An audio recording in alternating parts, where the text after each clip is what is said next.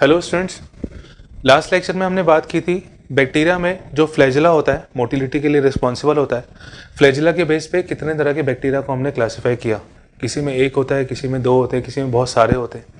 आज हम बात करेंगे बैक्टीरियल सेल जो होती है उसके स्ट्रक्चर में कौन कौन से कंपोनेंट्स देखे जाते हैं और उनका क्या रोल होता है। तो next topic is structure of bacterial cell. मैं यहाँ पे आपको डायग्राम के बेस पर समझाता जाता हूँ, आप उसमें पॉइंट अपने हिसाब से अगर पैराग्राफ बना के लिखना चाहें या उसको पॉइंट वाइज मेंशन करना चाहें तो दोनों तरह से लिख सकते हैं। बैक्टीरियल सेल, अगर हम बेसिलस टाइप का बैक्टीरिया बनाएं तो ये स्ट्रक्चर हमें कुछ इस तरह का देखने मिलता है। बैक्टीरियल सेल में कुछ कवरिंग्स होती हैं, कुछ लेयर्स होती हैं। जैसे सबसे बाहर वाली जो लेयर होती है उसको हम कहते हैं ग्लाइकोकैलिक्स। जनरली इसमें 3 लेयर्स देखी जाती हैं। जैसे फॉर एग्जांपल मैं पहले तीनों लेयर बना देता हूं।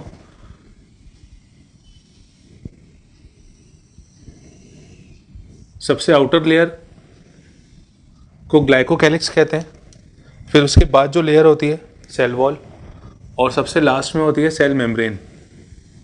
मैं इंडिविजुअल डिस्क्रिप्शन बताता हूं अभी सबका।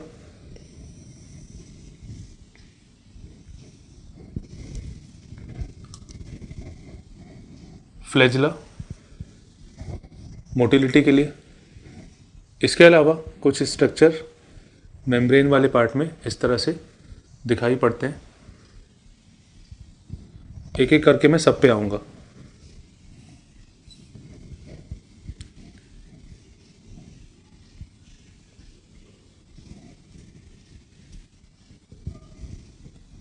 ये कुछ स्ट्रक्चर्स। सबसे पहले मैं लेयर की बात करता हूं। ऊपर वाले पार्ट में जो सबसे बाहर की तरफ है इसको हम कहते हैं ग्लाइकोकैलिक्स।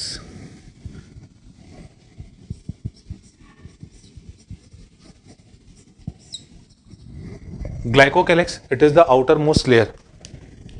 अब ग्लाइकोकैलिक्स को कुछ पार्ट्स में बांटा जाता है। एक्चुअली में इसमें जो अरेंजमेंट होता है, मटेरियल का डिपोजिशन होता है, उसके बेस पे इसे 2 तरह का माना जाता है। ये 2 तरह का नहीं है, ये जो 2 नाम है इसमें वो एक समय पे एक ही चीज़ प्रेजेंट होती है। जैसे ग्लाइकोकैलिक्स के अंदर हम पढ़ते हैं स्लाइम लेयर और कैप्सूल, यानी बैक्टीरिया में या तो कैप्सूल होगा या तो स्लाइम लेयर होगी। यानी ग्लाइकोकैलिक्स को हमने अगर 2 पार्ट्स में डिवाइड किया तो इसमें हमने देखा कि या तो ग्लाइकोकैलिक्स कैप्सूल के रूप में एग्जिस्ट करता है और या तो वो स्लाइम लेयर के रूप में एग्जिस्ट करता है। ये 2 बहुत इंपॉर्टेंट नाम है, अच्छे से इसको याद कर लीजिए।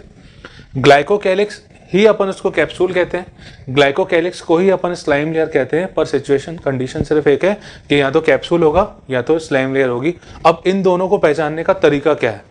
तो कैप्सूल की अगर हम बात करें तो कैप्सूल ये एक थिक और टफ लेयर होती है जो कि बनी होती है पॉलीसैकेराइड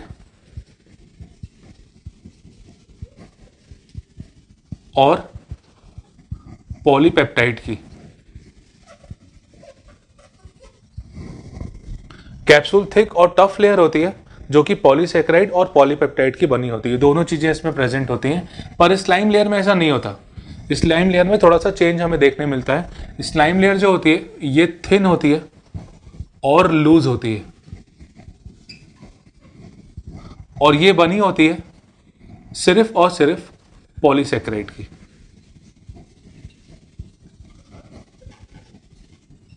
इसमें पॉलीपेप्टाइड नहीं होता।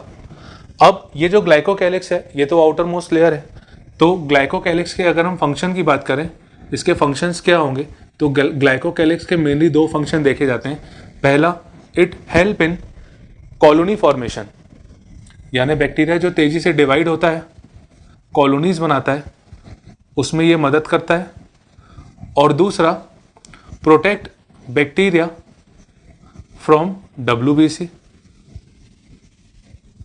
वाइट ब्लड सेल से ये बचाता है। कैप्सूल एक बैक्टीरिया का बहुत इंपॉर्टेंट स्ट्रक्चर है जो उसको अनफेवरेबल कंडीशन में या इजीली ग्रो करने में मदद करता है। हमें अगर बैक्टीरिया को मारना है तो हम या तो उसका कैप्सूल ख़त्म कर दें, या तो उसकी सेल वॉल ख़त्म कर दें, या तो उसका जेनेटिक मटेरियल डिस्ट्रॉय कर दें। कैप्सूल बहुत इंपॉर्टेंट रोल प्ले करता है बैक्टीरिया के सर्वाइवल के लिए। तो ये ग्लाइकोकैलिक्स के बारे में, ये फर्स्ट लेयर। अब हम नेक्स्ट लेयर पे आते हैं, जो दूसरी लेयर होती है, जो हमने यहाँ पे ब्लू कलर से बनाई है, इसको हम कहते हैं सेल वॉल। बैक्टीरिया की जो सेकेंड लेयर होती है ये सेल वॉल है। Cell wall it is made up of peptidoglycan. ये एक बहुत रेजिस्टिव मटेरियल से, जिसको हम कहते हैं पेप्टाइडोग्लाइकन। इसी का एक और नाम यूज किया जाता है, इसी को म्यूरिन भी कहते हैं। ये पेप्टाइडोग्लाइकन और म्यूरिन की बनी होती है। म्यूरिन में और पेप्टाइडोग्लाइकन में दो तरह की शुगर्स पाई जाती हैं। इसमें दो तरह की शुगर्स होती हैं। एक होती है एन एसिटाइल ग्लूकोसामीन, जिसको हम शॉर्ट में नैक कहते हैं, और दूसरी होती है एन एसिटाइल म्यूरैमिक एसिड। ये बैक्टीरिया की खासियत है, जिसे हम शॉर्ट में NaM कहते हैं। तो cell wall is made up of peptidoglycan और म्यूरिन और peptidoglycan consist of sugar N acetyl glucosamine and और एन एसिटिल म्यूरैमिक एसिड। ये दोनों नाम बहुत अच्छे से याद करने हैं। अच्छा, अभी हमने लास्ट लेक्चर में बात की थी ग्राम पॉजिटिव और ग्राम नेगेटिव बैक्टीरिया के बारे में। तो ग्राम पॉजिटिव और ग्राम नेगेटिव जो बैक्टीरिया होते हैं उनकी सेल वॉल में भी कुछ डिफरेंस होता है, ये हम देखते हैं। इन case of gram negative bacteria की जो सेल वॉल होती है वो सिंगल लेयर की होती है, ग्राम नेगेटिव की डबल लेयर की होती है। अगर सेल वॉल के बेस पे देखें तो इसमें दो पॉइंट्स इंपॉर्टेंट हैं। ग्राम पॉजिटिव बैक्टीरिया की जो सेल वॉल होती है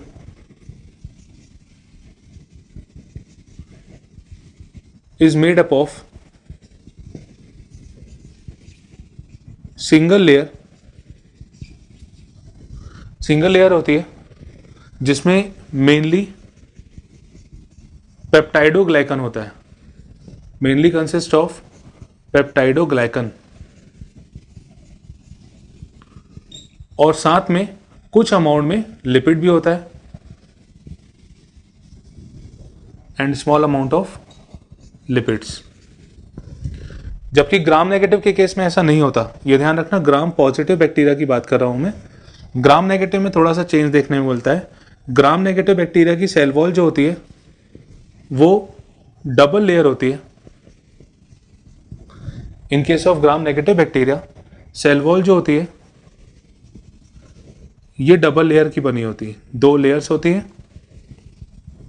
डबल लेयर में जो इनर लेयर होती है,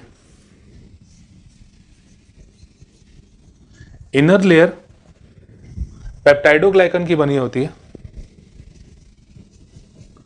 inner layer is made up of peptidoglycan and outer layer is made up of lipids. Lipids ज्यादा अमाउंट में प्रेजेंट होते हैं। तो ग्राम नेगेटिव और ग्राम पॉजिटिव में दो डिफरेंस अपन ने यहाँ पे देखे कि यहाँ पे सिंगल लेयर होती है और यहाँ पे डबल लेयर होती है। उसमें पेप्टाइडोग्लाइकन का अमाउंट ज़्यादा होता है, इसमें पेप्टाइडोग्लाइकन अंदर की तरफ होती है, इसमें पेप्टाइडोग्लाइकन भी काफ़ी अमाउंट में होता है, पर उसमें लिपिड का अमाउंट काफ़ी कम होता है, इसमें लिपिड का अमाउंट ज़्यादा होता है। तो फिर से एक बार सेल वॉल के बारे में बता दूं। सेल वॉल पेप्टाइडोग्लाइकन म्यूरिन की बनी होती है। इसमें दो तरह की शुगर देखी जाती है। ग्राम पॉजिटिव और ग्राम नेगेटिव के बारे में हमने इसमें कैरेक्टरिस्टिक फीचर देखा। एक बहुत इंपॉर्टेंट चीज़ अभी मैंने थोड़ी देर पहले बात की थी, बैक्टीरिया को मारने के लिए या तो उसका कैप्सूल खत्म कर दो, या तो उसकी सेल वॉल खत्म कर दो, और या तो उसका जेनेटिक मटेरियल खत्म कर दो। यदि हम किसी ट्रीटमेंट से, किसी एंजाइम को यूज करके बैक्टीरिया की सेल वॉल को रिमूव कर दें, तो जो रिमेनिंग स्ट्रक्चर बैक्टीरिया का होता है उसको हम कहते हैं एल फॉर्म ऑफ बैक्टीरिया। तो सेल वॉल के बारे में एक और इंपॉर्टेंट पॉइंट देखिए, मैं इस तरह से लिख रहा हूं, आप चाहें तो इसके प्रॉपर नोट्स बनाते जाइए, पैराग्राफ बना के लिखते जाइए, या तो पॉइंट वाइज इसको अलग से लिखते जाइए। तो इसमें एक और पॉइंट है कि when bacterial cell is treated with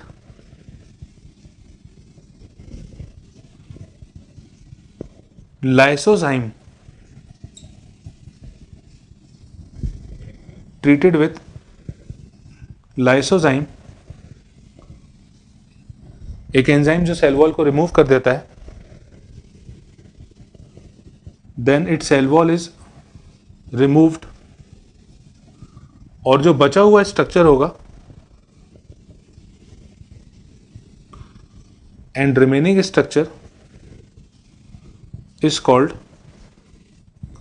L form. यहां पे एल का मतलब लिस्टर होता है। एक साइंटिस्ट थे क्लीन बर्जर, इन्होंने अपनी लैब जिसका लिस्टर लेबोरेटरी नाम है वहां पे ये एक्सपेरिमेंट किया था, इसलिए L form Lister form bacteria को कहते हैं। जब सेल वॉल को हम रिमूव कर देते हैं with the help of lysozyme तो रिमेनिंग स्ट्रक्चर जो होता है उसे एल फॉर्म कहते हैं। यहाँ पे एल का मतलब लिस्टर। नेक्स्ट है सबसे अंदर वाली लेयर, इस अंदर वाली लेयर को हम कहते हैं सेल मेम्ब्रेन।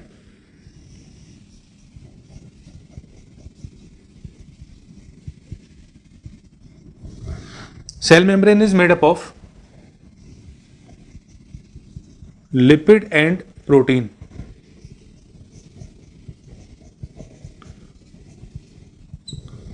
एक बहुत इंपॉर्टेंट पॉइंट, सेल मेम्ब्रेन ही प्रोकैरियोटिक सेल में एक ऐसा स्ट्रक्चर है जो यूकैरियोट के जैसा होता है। यूकैरियोट की जो बॉडी होती है वो लिपिड और प्रोटीन उसमें सेल मेम्ब्रेन में पाया जाता है।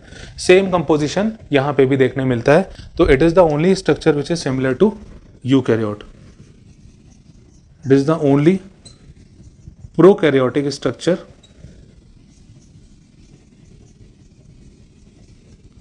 Similar to eukaryote. सिर्फ यही एक स्ट्रक्चर है जो यूकैरियोट के जैसा होता है। अब ये जो सेल वॉल है और जो सेल मेम्ब्रेन है, इसके जो बीच का स्पेस होता है it is known as periplasmic space.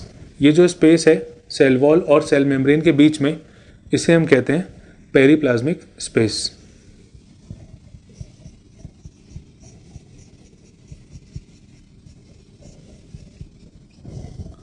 Periplasmic space,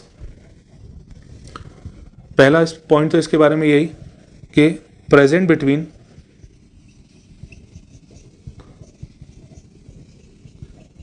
cell wall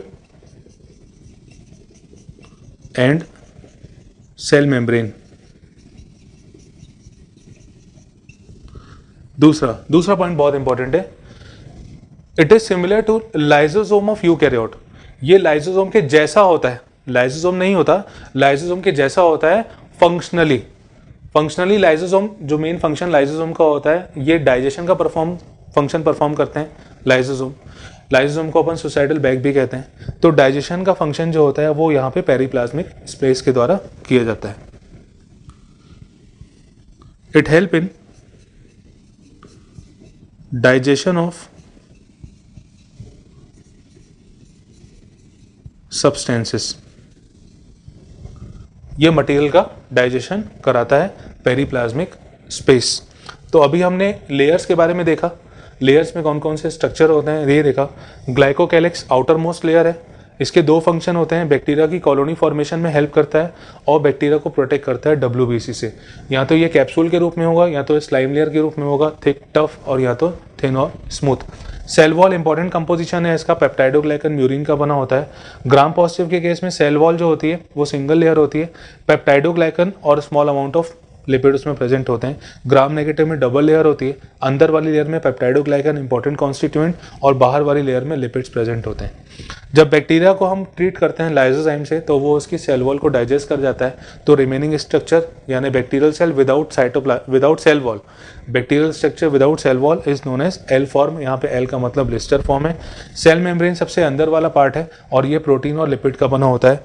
ध्यान रखना, प्रोटीन और लिपिड ही एक ऐसे स्ट्रक्चर है जो यहाँ पे यूकैरियोटिक सेल के जैसे होते हैं। पेरीप्लाज्मिक स्पेस सेल वॉल और सेल मेम्ब्रेन के बीच का पार्ट होता है और ये डाइजेशन का काम करता है। जैसे यूकैरियोट में लाइसोसोम, वैसे प्रोकैरियोट में पेरीप्लाज्मिक स्पेस। नेक्स्ट आगे बढ़ते हैं। अंदर जो लिक्विड कंपोनेंट होता है, this liquid part is known as cytoplasm.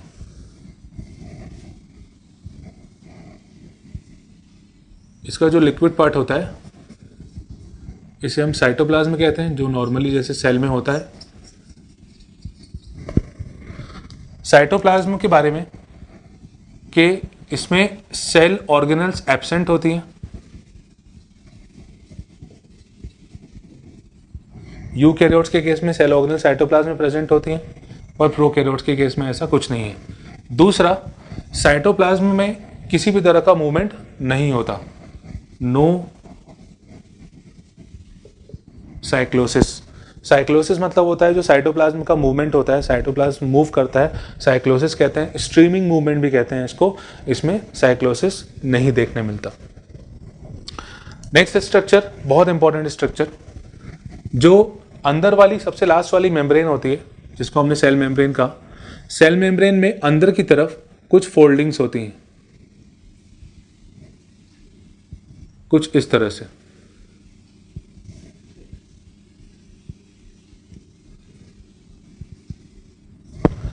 In foldings को कहते हैं मीजोजोम।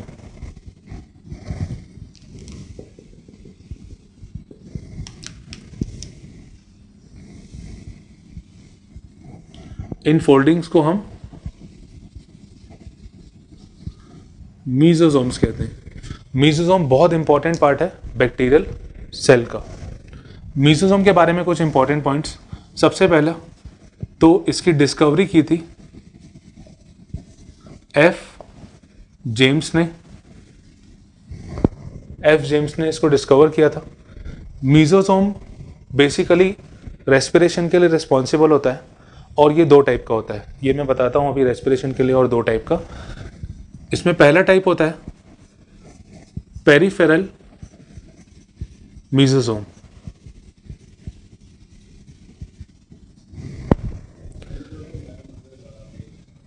पेरिफेरल मीजोजोम ये एक्चुअली बाहर वाला पार्ट है।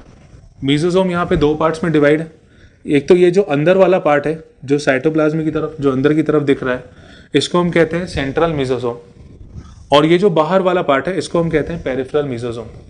तो पेरिफेरल मीजोजोम मेम्ब्रेन की तरफ होता है, तो it is towards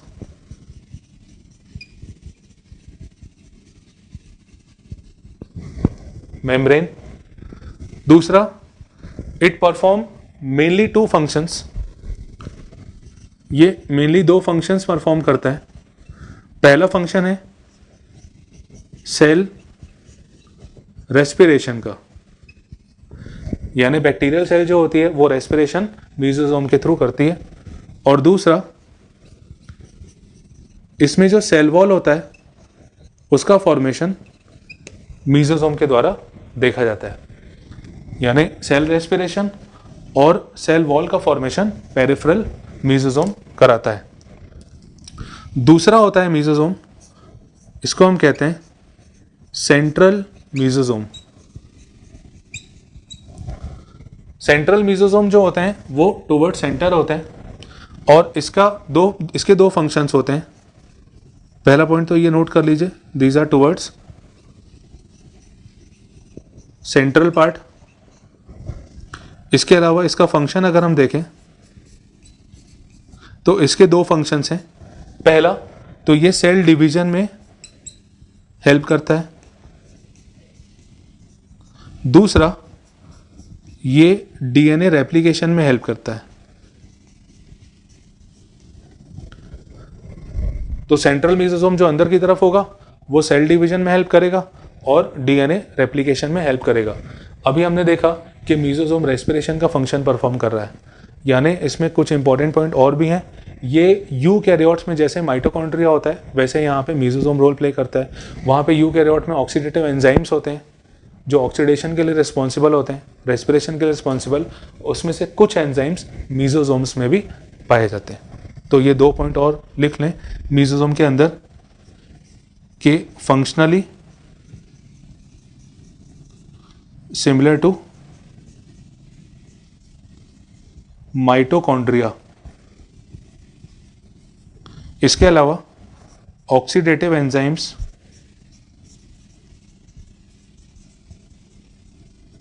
our present. Oxidative enzymes present होते हैं मीजोसोम्स में। तो ये बैक्टीरियल सेल के बारे में कुछ इंपॉर्टेंट स्ट्रक्चर्स। अब हम नेक्स्ट स्ट्रक्चर की तरफ बढ़ते हैं जो सेंटर में पाया जाता है। नेक्स्ट स्ट्रक्चर जो बैक्टीरियल सेल में देखा जाता है that is nucleoid.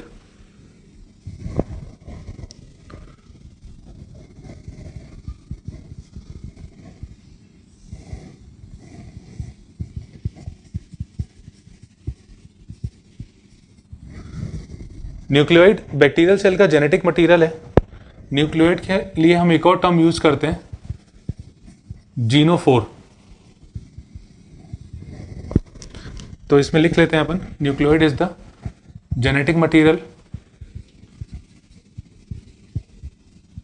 Of bacterial cell. एक बहुत इंपॉर्टेंट चीज कि अब इसमें न्यूक्लियस तो होता नहीं है, ये जो न्यूक्लियोइड होता है ये साइटोप्लाज्म में ही प्रेजेंट होता है और सेंट्रल मीजोसोम से अटैच रहता है। Present in cytoplasm and it is attached with central mesosome। Central mesosome से ये जुड़ा रहता है। इसमें क्रोमोसोम बहुत सारे नहीं होते, सिंगल क्रोमोसोम होता है। It consist of single chromosome having double stranded circular DNA।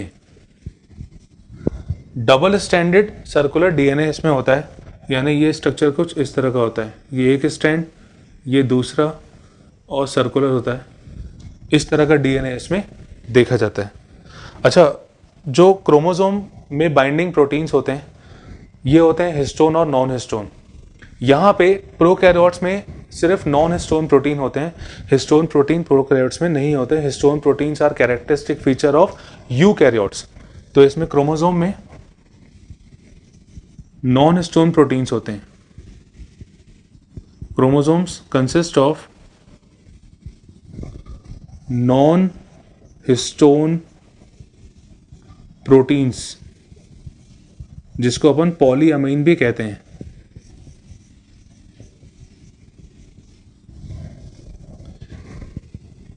Chromosome में नॉन हिस्टोन प्रोटीन्स होते हैं।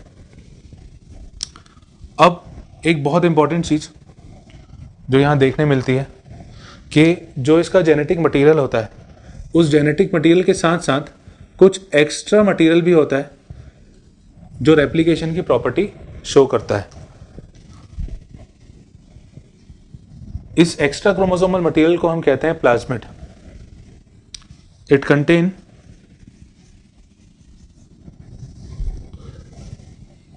एक्स्ट्रा क्रोमोसोमल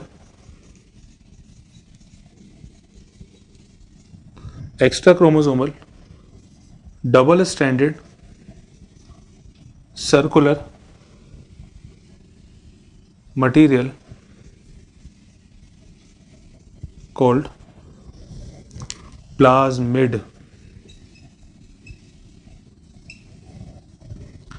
इसके पास एक्स्ट्रा क्रोमोसोमल मतलब मेन क्रोमोसोम के अलावा कुछ जेनेटिक मटेरियल होता है, डबल स्टैंडर्ड सर्कुलर होता है, छोटे साइज का होता है, इसको हम प्लाज्मिड कहते हैं।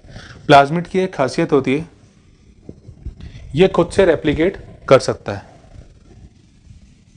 इट शोज सेल्फ रेप्लिकेशन, यानी डिवीजन शो कर सकता है। ये प्लाज्मिड की खासियत है कि ये खुद से रेप्लिकेशन शो कर सकता है। ये मेन क्रोमोसोम और मेन जेनेटिक मटेरियल पे डिपेंड नहीं करता। प्लाज्मिड के कुछ टाइप्स होते हैं जो जनरली देखे गए हैं।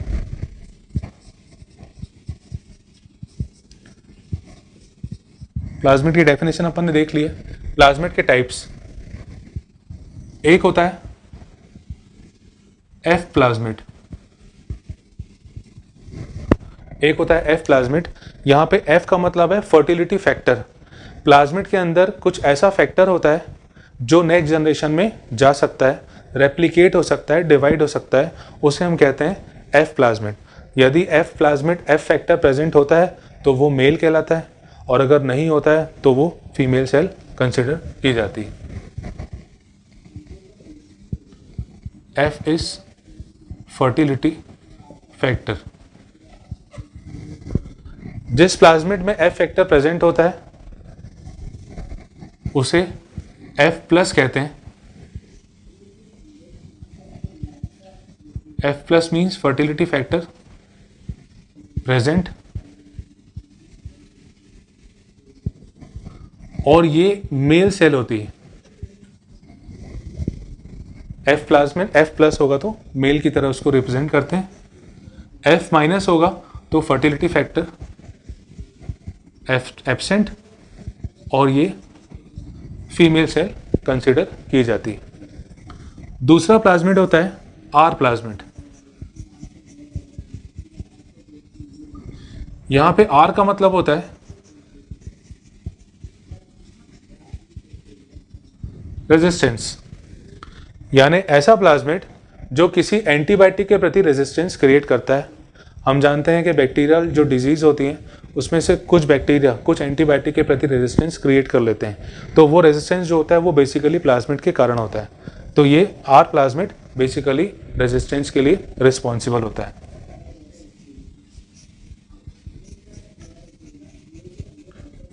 नेक्स्ट टाइप पे TI प्लाज्मिड। यहां पे TI का मतलब है tumour inducing plasmid, which is found in, ये नाम बहुत इंपॉर्टेंट है, which is found in Agrobacterium tumefaciens. ये जो टीआई प्लाज्मिड है, टीआई प्लाज्मिड एक बैक्टीरिया में पाया जाता है, एग्रोबैक्टीरियम ट्यूमेफेशियन। इसकी डिटेल स्टडी 12th में करनी है। ये प्लाज्मिड ट्यूमर कॉज करता है। पहले ये जो बैक्टीरिया है, इसका जो ये प्लाज्मिड है, ये ट्यूमर कॉज करता था। अब कुछ जेनेटिक चेंजेस के कारण ये प्रॉपर्टी, ये जो पैथोजेनिक नेचर है इसका, ये खत्म कर दिया गया है। ये 12th में थोड़ा डिटेल में पढ़ेंगे। और लास्ट है स्यूडोमोनास पुटीडा से मिलने वाला प्लाज्मिड। स्यूडोमोनास पुटीडा जो होता है, इसमें जो प्लाज्मिड होता है, ये ऑयल स्पिल्स को डिस्ट्रॉय करता है। यानी कहीं ऑयल का अगर बहुत ज़्यादा लीकेज हो गया है तो वहाँ पे ये ऑयल ख़त्म करने के लिए स्यूडोमोनास पुटीडा यूज़ कर सकते हैं। It destroy oil spills. Oil बहुत ज़्यादा है तो उसको हटाने के लिए हम स्यूडोमोनास पुटीडा यूज़ कर सकते हैं। नेक्स्ट, बैक्टीरियल सेल में नेक्स्ट स्ट्रक्चर आता है। कुछ छोटे छोटे मटेरियल अंदर देखे जाते हैं। ये बैक्टीरिया इसको स्टोर करता है। इन मटेरियल्स को हम ग्रेन्यूल्स कहते हैं। ये जो ग्रेन्यूल्स हैं ये दो तरह से हो सकते हैं। पहला, या तो ये वॉल्यूटिन ग्रेन्यूल होगा। वॉल्यूटिन ग्रेन्यूल्स एक्चुअली इनऑर्गेनिक फॉस्फेट के बने होते हैं। दूसरा, ग्लाइकोजन ग्रेन्यूल्स होते हैं।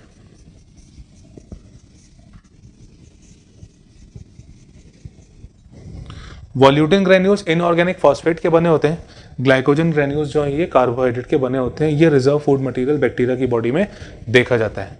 इसके अलावा साथ साथ में कुछ छोटे छोटे स्ट्रक्चर्स होते हैं। इन स्ट्रक्चर्स को हम कहते हैं राइबोसोम। बैक्टीरिया में राइबोसोम जो होते हैं वो 70S टाइप के होते हैं। मैं राइबोसोम के बारे में एक छोटा सा नोट बता दूं। राइबोसोम एक ऐसी सेल ऑर्गेनल है जिसके ऊपर कोई मेम्ब्रेन नहीं होती। राइबोसोम के ऊपर किसी भी तरह की कोई मेम्ब्रेन नहीं होती। राइबोसोम दो तरह के होते हैं, एक होता है 70S और एक होता है 80S। बस अभी आप इतना याद कर लीजिए कि 70S जो होते हैं वो प्रोकैरियोट्स में पाए जाते हैं, 80S जो होते हैं वो यूकैरियोट्स में पाए जाते हैं। तो बैक्टीरिया की बॉडी में, क्योंकि ये प्रोकैरियोट है, क्योंकि इसकी बॉडी में न्यूक्लियस नहीं है, इसलिए राइबोसोम 70S टाइप के होंगे। राइबोसोम का मेन फंक्शन होता है प्रोटीन सिंथेसिस का, तो परफॉर्म प्रोटीन सिंथेसिस, और ये बैक्टीरिया को एनर्जी प्रोवाइड करते हैं।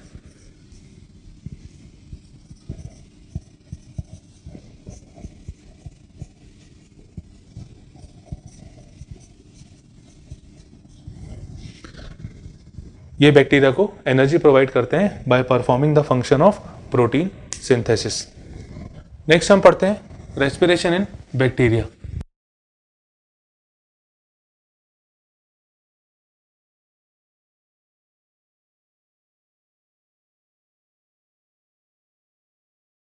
अभी हमने बात की थी कि बैक्टीरिया में मेसोसोम जो स्ट्रक्चर होते हैं वो बेसिकली रेस्पिरेशन के लिए रिस्पॉन्सिबल होते हैं। रेस्पिरेशन ऑक्सीजन की प्रेजेंस और एब्सेंस दोनों में होता है। ऑक्सीजन की प्रेजेंस और एब्सेंस के बेस पे दो कुछ यहाँ पे बैक्टीरिया को क्लासीफाई हम करते हैं। तो on the basis of presence और एब्सेंस ऑफ ऑक्सीजन,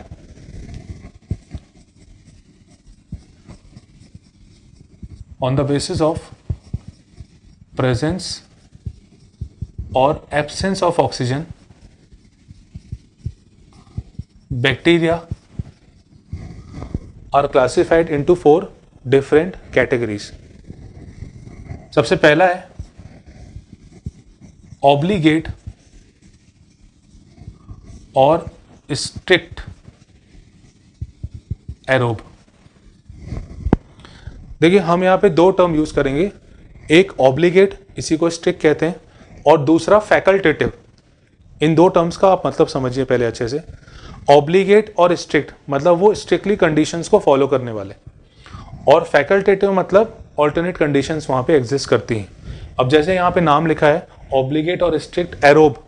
एरोब मतलब होता है जो ऑक्सीजन की प्रेजेंस में सर्वाइव करे, और ऑब्लिगेट स्ट्रिक्ट मतलब स्ट्रिक्टली उसको ऑक्सीजन चाहिए ही है, अगर उसको ऑक्सीजन नहीं मिलेगी तो उस ऑर्गेनिज्म की डेथ हो जाएगी। तो यहाँ पे हम डेफिनेशन लिखते हैं इसकी, these bacteria survive only when oxygen is available. If oxygen is unavailable, then these bacteria dies. अगर इनको ऑक्सीजन नहीं मिली तो ये मर जाएंगे। ये बैक्टीरिया सिर्फ और सिर्फ सर्वाइव करते हैं जब इनको ऑक्सीजन मिलती है।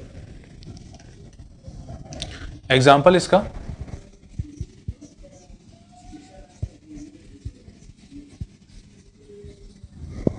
एजोटोबैक्टर। नेक्स्ट सेकेंड कैटेगरी है फैकल्टेटिव एनएरोब। अब यहां समझने लायक बात, अभी मैंने बताया था फैकल्टेटिव मतलब ऑल्टरनेट कंडीशन एग्जिस्ट करती है। आप इतना ध्यान रखिएगा कि जहां पे फैकल्टेटिव टर्म लगा है और जो आगे लगा है इसका उल्टा ये बैक्टीरिया होंगे, इसके ऑपोजिट बैक्टीरिया होंगे, यानी फैकल्टेटिव एनएरोब ये एरोबिक बैक्टीरिया हैं। फैकल्टेटिव एनएरोब ये एरोबिक बैक्टीरिया हैं, पर अगर ऑक्सीजन नहीं भी मिली तो भी ये सरवाइव करेंगे। तो दीज आर एरोबिक ऑर्गेनिजम्स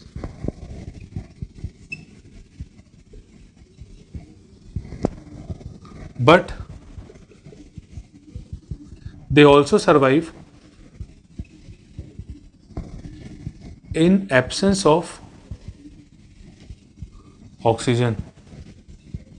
मैं फिर से एक बार क्लियर कर दूं, जहां पे वर्ड स्ट्रिक्ट और ऑब्लिगेट लगा है और आगे जो लगा है वो उसको स्ट्रिक्टली फॉलो करेंगे।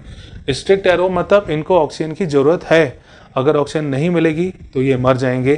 फैकल्टेटिव एनएरोब, जहां फैकल्टेटिव लगा है उसके आगे जो वर्ड लगा उसका जस्ट ऑपोजिट होता है। एनएरोब लगा है मतलब ये एरोबिक बैक्टीरिया है, पर ये ऑक्सीजन की एब्सेंस में भी सर्वाइव करेंगे। Sorry, example Acetobacter एसिटी। Third type है obligate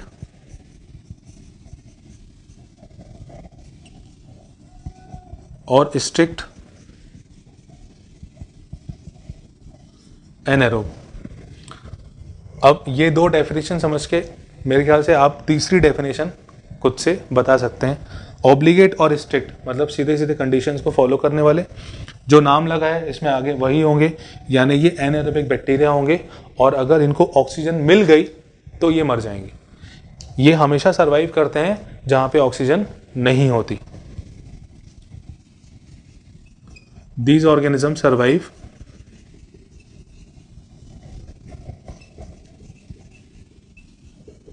in absence of oxygen.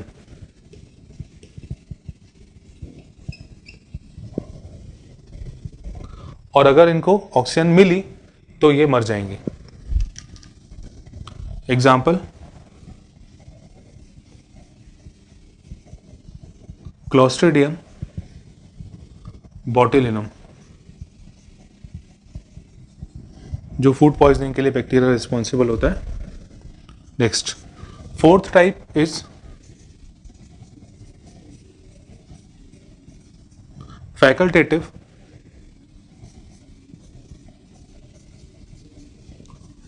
Aerobes. Facultative हमें जस्ट ऑल्टरनेट कंडीशन लेके चलनी है. एरोब में एरोब लिखा है यहाँ पे, मतलब ये एनारोबिक बैक्टीरिया है. These are anaerobic organisms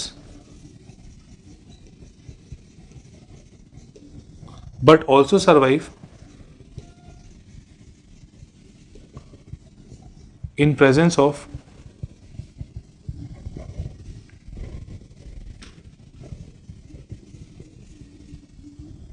these are anaerobic organisms.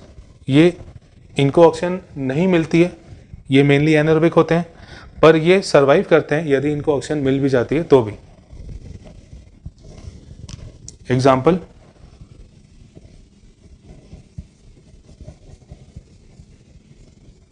जितने भी फर्मेंटेशन बैक्टीरिया होते हैं एक्सेप्ट एसिडोबैक्टर एसिटी. एसिडोबैक्टर एसिटी को छोड़कर बाकी जो भी बैक्टीरिया होते हैं वो फर्मेंटिंग बैक्टीरिया, वो फैकल्टेटिव एरोब के अंदर आते हैं. ये हो गया respiration in bacteria. Next topic is nutrition in bacteria.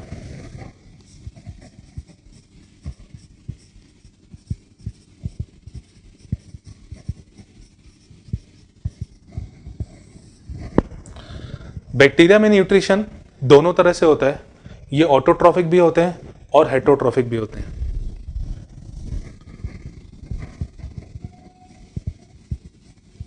हम यही समझते हैं दोनों टाइप के न्यूट्रिशन किस तरह से देखा जाता है. एक होते हैं ऑटोट्रॉफिक बैक्टीरिया और दूसरे होते हैं हेटरोट्रॉफिक.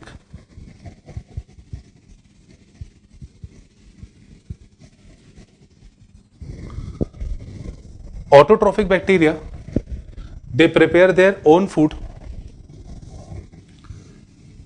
डेफिनेशन तो आप बचपन से ही पढ़ते आ रहे हैं, तो ऑटोट्रॉफिक न्यूट्रिशन की डेफिनेशन यहाँ पे आप लिख सकते हैं. ऑटोट्रॉफिक बैक्टीरिया दो तरह से डिवाइड किए जाते हैं. एक होते हैं फोटो ऑटोट्रॉफिक और दूसरे होते हैं chemo autotrophic. Photo autotrophic requires light. इनको लाइट की जरूरत पड़ती है. बहुत इंपॉर्टेंट चीज, ये जो बैक्टीरिया होते हैं ये ऑक्सीजन रिलीज नहीं करते.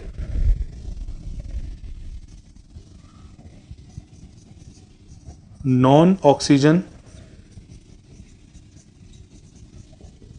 Releasing bacteria. Bacteria oxygen release नहीं करते. अगर हम बैक्टीरिया की कैटेगरी देखें तो सिर्फ एक साइनोबैक्टीरिया ही है जो ऑक्सीजन रिलीज करता है. ये बैक्टीरिया ऑक्सीजन रिलीज नहीं करते हैं.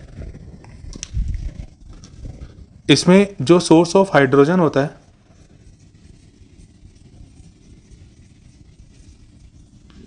ये जनरली H2S होता है.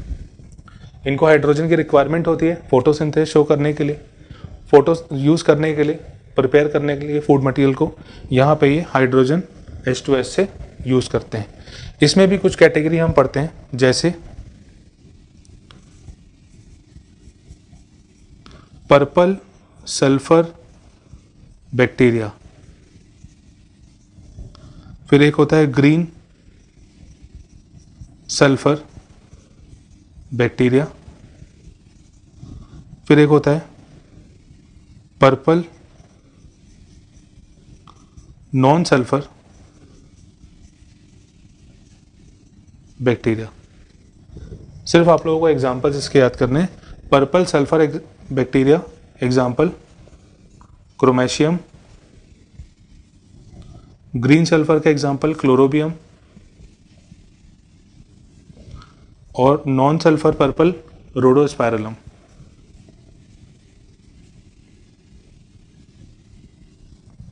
These all are photo autotrophic bacteria. Next अपन बात करते हैं कीमो ऑटोट्रॉफिक बैक्टीरिया की। कीमो ऑटोट्रॉफिक बैक्टीरिया मतलब जो केमिकल सब्सटेंसेस का यूज करके फूड प्रिपेयर करते हैं। इसको मैं थोड़ा सा आगे लिख देता हूं।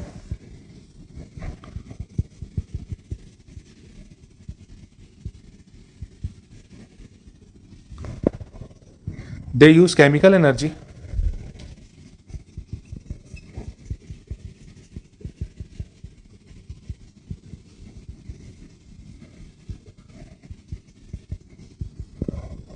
they use chemicals to obtain energy।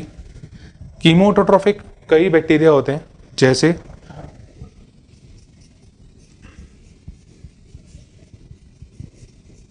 Nitrifying bacteria. Nitrifying bacteria मतलब जो नाइट्रोजन साइकिल में इन्वॉल्व होते हैं। एग्जाम्पल इसका नाइट्रोसोमोनास, नाइट्रोकोकस। ये कुछ एग्जाम्पल नाइट्रीफाइंग बैक्टीरिया की।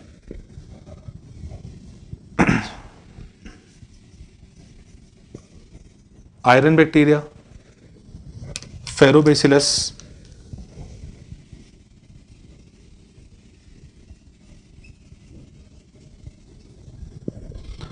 नाइट्रोफाइंग बैक्टीरिया, आयरन बैक्टीरिया, और भी आप जो भी एलिमेंट के नाम पे सुनेंगे, hydrogen bacteria, sulphur containing bacteria, ये सब इसके अंदर ही आएंगे। ये सब कीमो ऑटोट्रॉफिक होते हैं।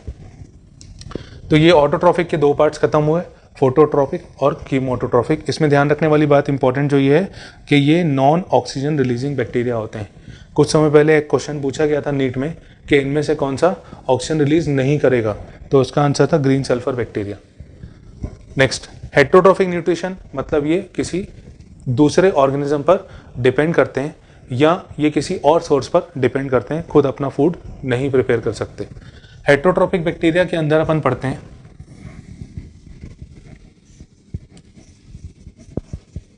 सेप्रोफाइटिक बैक्टीरिया,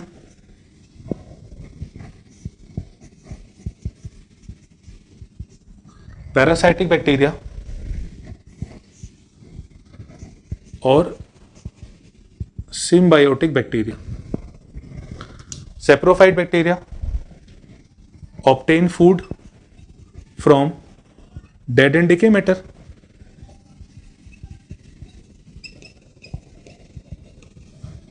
ये डेड और डिके मैटर से फूड ऑब्टेन करते हैं। सेप्रोफाइट। पैरासाइट बैक्टीरिया, सेप्रोफाइट का एग्जांपल जैसे स्यूडोमोनास,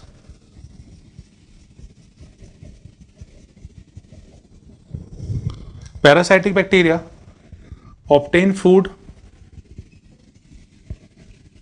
फ्रॉम होस्ट बॉडी, किसी दूसरे ऑर्गेनिज्म पर ये डिपेंड करते हैं फूड के लिए। एग्जाम्पल इसका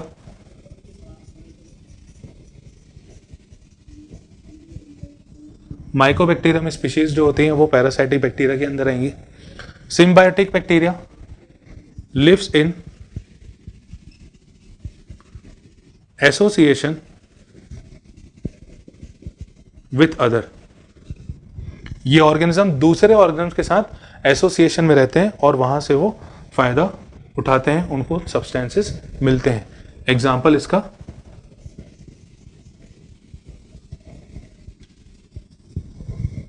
राइजोबियम। तो ये बैक्टीरिया में न्यूट्रिशन अपन ने पढ़ा। न्यूट्रिशन दो टाइप का होता है, ऑटोट्रॉफिक और हेटरोट्रॉफिक। फूड खुद ऑब्टेन करते हैं ऑटोट्रॉफिक, ये दो तरह के हैं। लाइट को यूज करेंगे पर ऑक्सीजन रिलीज नहीं करेंगे। हाइड्रोजन इनको जरूरत पड़ती है तो ये H2S से ऑब्टेन करते हैं। पर्पल सल्फर, ग्रीन सल्फर और नॉन सल्फर पर्पल वाले के एग्जाम्पल्स अपने देखे। कीमो ऑटोट्रॉफ ये केमिकल्स को यूज करके एनर्जी ऑब्टेन करते हैं। इसमें बहुत सारे टाइप आते हैं, नाइट्रीफाइंग बैक्टीरिया, आयरन बैक्टीरिया और हाइड्रोजन बैक्टीरिया, सल्फर बैक्टीरिया, ये सारे बैक्टीरिया अपन कीमोट्रॉफ में पढ़ते हैं। हेट्रोट्रॉफ जो किसी और ऑर्गेनिज्म से या किसी और तरीके से फूड को ऑब्टेन करते हैं। Saprophyte they depend on dead and decay matter, example Pseudomonas. Parasite ये होस्ट बॉडी से फूड ऑब्टेन करते हैं, माइक्रोबैक्टीरिया। और सिम्बायोटिक ये किसी ऑर्गेनिज्म के साथ एसोसिएशन में रहते हैं और उनसे फूड ऑब्टेन करते हैं, example rhizobium. Symbiosis is the process where two organisms live together and both organisms provide some beneficial substances to other organism. दो ऑर्गेनिज्म एक साथ रहते हैं और दोनों एक दूसरे को फायदा पहुंचाते हैं, ये सिम्बायोसिस कहलाता है। राइजोबियम जिसके साथ एसोसिएशन में रहता है उसको भी फायदा पहुंचाता है और उससे कुछ न्यूट्रिएंट्स लेता है सर्वाइव करने के लिए। तो ये न्यूट्रिशन इन बैक्टीरिया।